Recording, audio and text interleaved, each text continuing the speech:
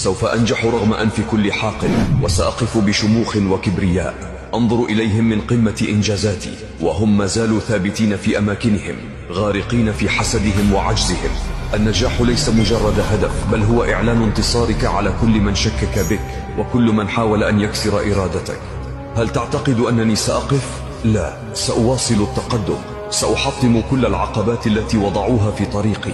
لن ألتفت لحديثهم الفارغ أو لنظراتهم المليئة بالحسد، بل سأحول كل كلمة سلبية قالوها عني إلى وقود يشعل طاقتي.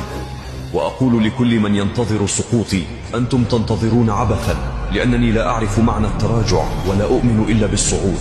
سأرتقي فوق كل خيبة حاولتم زرعها في طريقي، وسأجعل من نجاحي حكاية تلاحقكم أينما ذهبتم.